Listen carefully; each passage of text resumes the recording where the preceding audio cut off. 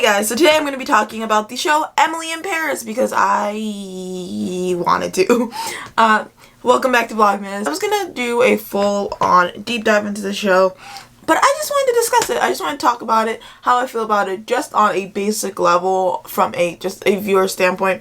I do like watching movies and TV shows and analyzing them and taking notes about them, and I do that for fun. But I do also want to talk about this because everyone's like, this is such a cringy bad show. But let's talk about the fact, let's just talk about it. Let's just talk about why it's cringy, but also why I think it's going to be not monumental. Is that a little controversial? I feel like because, I guess we're getting into it. If you guys haven't seen Emily in Paris, it is a Netflix original show featuring or starring Lily Collins, which I have the biggest crush on her. She is beautiful, she is great, she does not age, it's very weird, beautiful. And it aired in October. I meant to do this video, film this video, maybe the week that it came out, and I was gonna watch it like 2 or 3 times and talk about it. Like I said, I never got around to doing it. I've been like a chicken with my head cut off the last month, and so I just want to discuss the things I like, the things I don't like, and just how I feel. That's just it. I just want to discuss. First of all, I feel like when people say this is a bad show or it's a cringy show, we have to go into the fact, first and foremost, that this is a Darren Star production. If you don't know who the fuck Darren Star is, he was the one who made Younger and Sex in the City. I'm pretty sure Younger. Let's see. Let me Google that. Okay, I'm gonna read off some of his works because, okay, so he's done Sex in the City, Beverly Hills 90210, Melrose Place, Central Park West, Sex in the City, Younger, Emily in Paris. We have a few more. But yes, these are all not like, these are all like kind of cringy telenovela-y stories. So I don't know what people thought when I guess they just, I don't know what people thought it was. I swear to God, it was very obvious that the same person who made Sex and the City made this. It had the same vibes. It definitely did. And yeah, so that's like going into it, even it being cringy or a little impossible, I was just like, okay. I mean, I also went into it feeling like this reminds me of if Sex in the City.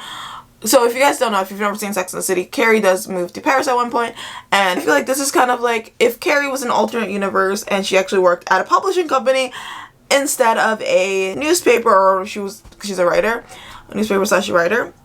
And so yeah, let's talk about the premise. A Chicago marketing exec, Emily Cooper, is hired to provide American perspective at a marketing firm in Paris. So we start off the series with Kate Walsh, Emily's boss, getting ready to move to Paris for this job, for this promotion. And we find out a few minutes later that she is indeed pregnant because she's been doing a lot of going away sex, and obviously she does not end up taking the job, and so Emily goes in her place, which doesn't really make sense because I would assume that her boss is a lot higher than she is in the hierarchy. Also, her boss spoke French. There's just so many things that are like, why did they send this bitch? But regardless, it's a TV show. She's young, she's pretty. Let's go with it. And so she takes the job, tells her boyfriend after she takes the job because she needs to live her life, which we already know what's gonna happen with that. We already know when a person just says fuck this man and just leaves the country, we already knew that this may not be the permanent thing. Also, it's a show like Sex and the City. Obviously, we are going to see a bunch of hot guys, and this is a problem that I think a lot of people were talking about with this show, is that hot men just flock to this girl. Like, they flock. They, like, love this bitch. Like, it's like, we're in, like, in a very sexually open country with, like, hot-ass women. But Emily, the average Emily, that is the one everyone wants to go for. Because, obviously, why wouldn't she? Like, why the fuck wouldn't she, you know? Also, we obviously have main character syndrome, which is okay. Which, if you guys don't know what I'm talking about, is when, even if the character is a little dull, boring, or whatever, everything good and everything will flock to this person because as the main character, they should get good things. Their life is so easy. I would love to have their life because main character goals Oh yeah, did I mention this is only like I think 10 episodes? We only have 10 episodes so far. I watched this also because TikTok was like, this show. And also as someone who does not well or not at a big scale, but I do social media as work, I just wanted to watch this and see, because a lot of people were criticizing also the social media and the marketing perspective of the show. Which, here's the thing, yes, the fact that she has a job and we're going to her job all the time and these stories are pushed by her job, you would think that they would do more market research. But it is, I don't think that this show is supposed to be like a step-by-step on how to do market research. Also, she is going to, because the only reason why they're going there is because a American company acquired this French company. Fine, whatever, cool. But that's all fine, like I said, but why would they need I would think that if they need someone from the American company to go over just to watch people, you would hire someone like more equipped, not 20s from, I mean, okay, fine. Everyone obviously hates her because she's fucking pretentious, and all her coworkers hate her because she's pretentious, and I mean, slowly they start to like her because obviously main character. But another problem with this show, honestly, is that, and this is probably me not a lot of the men look alike, which I mean, they're Parisian men, maybe that's why, but they look alike to me.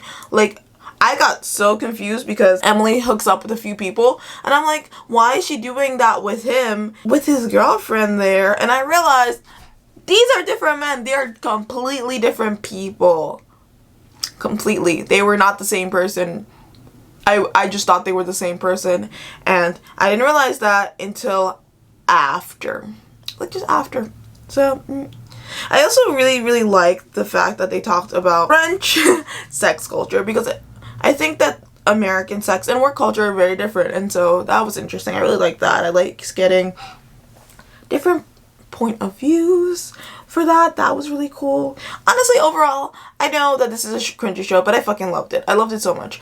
And I still might do a deep dive. If you guys want a deep dive, I might do it. But as of right now, I just wanted to do this review because it has been confirmed for season 2. And so in the next few years, I could be like, oh my god, I also did a video on season 2. Go check that shit out. I mean, season 2. Season 1, check that shit out.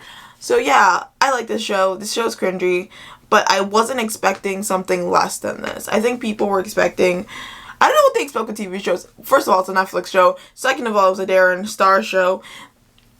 Younger has a way weirder premise. Maybe I'll do a video on Younger one day because I fucking love Younger. I watch it. I didn't watch the last season, but I do love Younger. So, and it's a ridiculous show. These are ridiculous shows. Also, I love that we're not in LA. We're not in America. I love that this is a Darren Chris show where we're not in America, because yes. Oh, overall, I really like the show. Again, this is, if you guys want me to do a deeper dive or discuss more in detail about how I feel, this is kind of a spoilery, non-spoilery video. This is kind of like a mid-spoilery video. Hopefully you guys enjoyed this video, and I'll talk to you guys in the next one.